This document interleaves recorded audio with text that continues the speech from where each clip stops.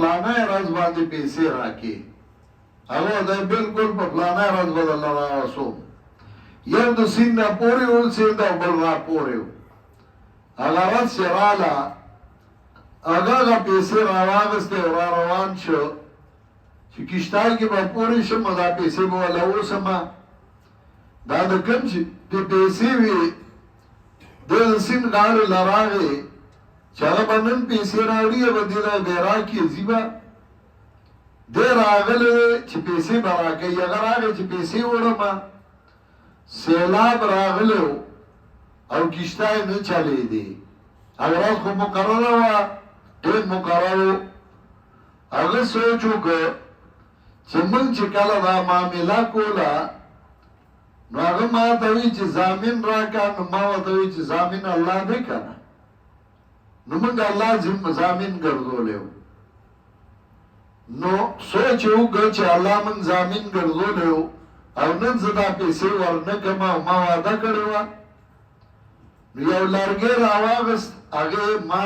سوری کړ او په هغې کې هغه پیسې هغه سوري کې ومانډلې او بندې کړې هغه لرګی دریاب ته وویشت او ټېلې وله ورکړه وی الله ته موږ ضامن ګرځولی وې او دا د هغه پیسې دي دا ورته ورورسې او لرګي له ټېله ورکړه دا بل سړی راغلی دی سوچ یې وکړه چې سیلاب راغلی دی هغه خو نن راتلی نه شي راشه ځان له څه خشاک مشاک واوسه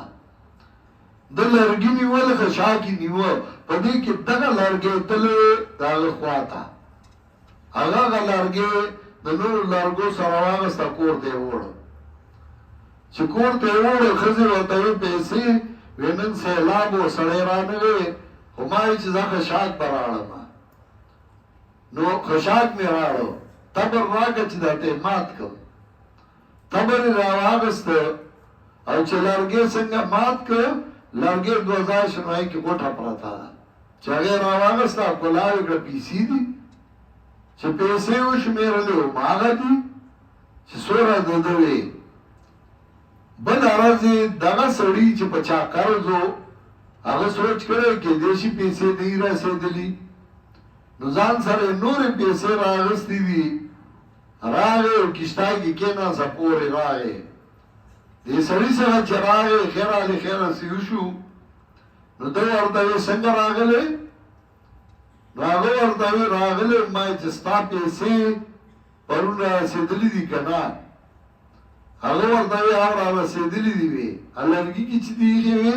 هغه وی هغه ما ته رسېدلي دي داسې امانتداري وه امانتداري هغه اوس ختمه شوې ده اوس به چا اعتماد نشي کولی هر سړی غل دی او هر سړی اوږې دی څومره چې غلا کوي دومره اوږې دی موړ نشو غلا مه کوه امانتداري پیدا که هر څوک به در باندې اعتماد کوي چې ځان کې د امانتداري پیدا کړه ډېر لوی لوی اعتمادونه اعتبارونه به خلک پته ستا ټول کاروبار به په اعتماد چلیږي او چې اعتماد نه وي نو د یو روپۍ اعتماد به یو اعتبار به باندې څوک نه کوي نو کاروبار به دې نه چلیږي